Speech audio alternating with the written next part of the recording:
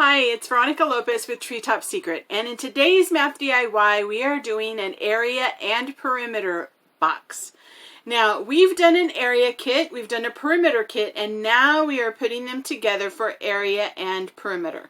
Before we jump into the kit, I want to invite you to join my program, MLP. MLP stands for Math Lesson Plans, and inside of the Math Lesson Plans membership, you'll have access to Math Lesson Plan units for all of your Common Core standards or TEAC standards if you're a Texas teacher.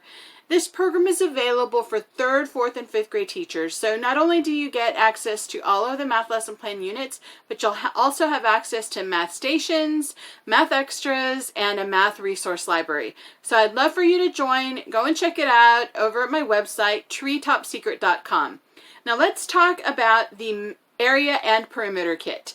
So before you put your kit together, before you do any instructional activity, you want to start with the brain in mind, because if you are able to have your students use multiple senses and experience the information through a multi-sensory experience, then they save that information in different places in the brain, and then when it's time to recall it and problem solve and critical think, they are much better for it. So go ahead and check out my training on Mr. Brainy and the senses over on the website treetopsecret.com. So to put your area and perimeter kit together, you need a box. Any box will do. Go ahead and pick up a box if you need one. You can pick one up pretty inexpensively. I picked this one up at Walmart. I don't remember if it was exactly how much it was, but $4 to $6. Then use some die cut letter, bulletin board letters, or even use a Sharpie to go ahead and write area and perimeter on the box. Now I'm going to adjust the camera, so if you'll bear with me for just a moment.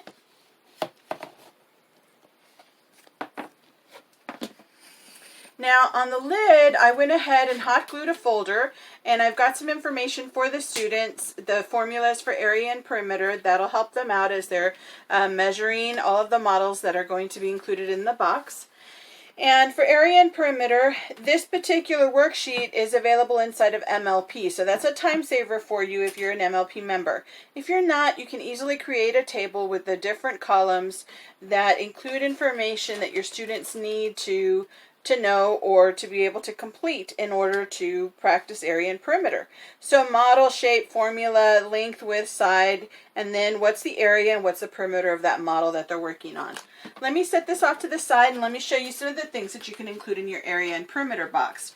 Now lids, all different kinds of lids, and I'm sure you can go into your home, into the classroom, and find lids for shoes, for different boxes that may have come in the mail, jewelry, box lids, that kind of thing, because all of these have different types of measurements for area and perimeter. Borders or bordette is another thing that you can include, because the length is fantastic, and then solving for area and perimeter is great on that.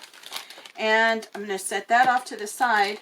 Now playing cards are great because of course just a single card can be measured for area and perimeter, but when the students put several of them together, they create a different shape that they can use and measure area and perimeter.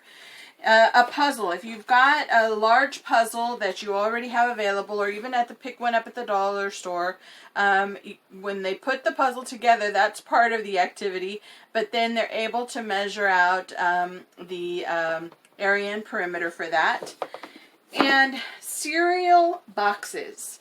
So they come in all shapes and sizes. There's even the little teeny ones. So what I like to do is I cut off the top and the bottom, and I just leave the frame of the box, and then the students can go ahead and measure the area and perimeter for the different boxes. You'll want to number these off if you include several. Now a tablecloth is fantastic because it's pretty big, and the students can go in and measure area and perimeter for that. And scrapbook paper. If you go into different scrapbook paper pads or even look at single sheets, you might find that some of the frames that are included, or some of the designs that are included, have different shapes, because the idea is for people to go in their scrapbook and put in different pictures and different quotes and statements and things like that. So you'll find that scrapbook pads and different individual scrapbook sheets might have different frames that your students can measure area and perimeter. You'll want to number these off so that when the students actually do the work in their worksheet, they know that this is, for example, Model 1, Model 2, Model 3, and that kind of thing. Another fantastic idea for area and perimeter is cartoons. So in Sunday's paper, you know, the cartoon section, you'll find that there are so many different shapes, and this is fantastic because these are laminated, by the way. You'll find that there are different shapes that the students can measure. So you'll have a model. This is Model 1, Model 2, Model 3, Model 4, all different kinds of areas and perimeters, and it gives you an opportunity to have the students measure in centimeters and millimeters as well. And you probably have tiles, so that's another fantastic way for students to make different shapes and go ahead and measure out those shapes for area and perimeter. So that's hopefully an easy and inexpensive way for you to set up a model for that.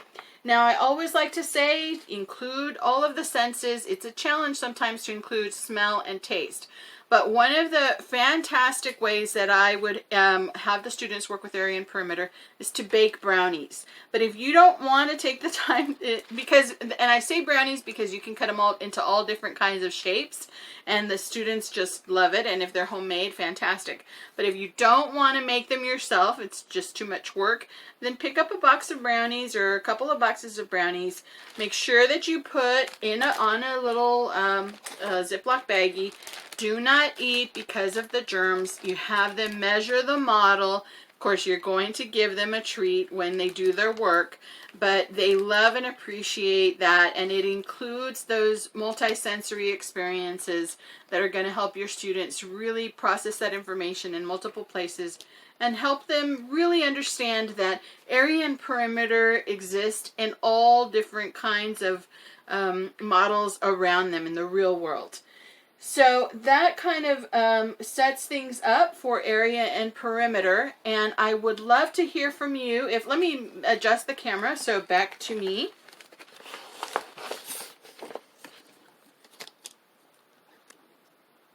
So if you set up your area and perimeter kit, I would love to hear about it. What did you include, or what will you be including in your area and perimeter kit? Give us more ideas, because teachers love to hear, you know, how we're doing things in the classroom. And if you're on my website and you want to send me a message, I'm at vlopez@TreetopSecret. If you're on social media, Facebook or Instagram, just leave a comment below. I'd love to hear from you. Thanks so much for tuning into this Math DIY. Please go check out MLP. I want to see you join MLP and get set up for the whole year.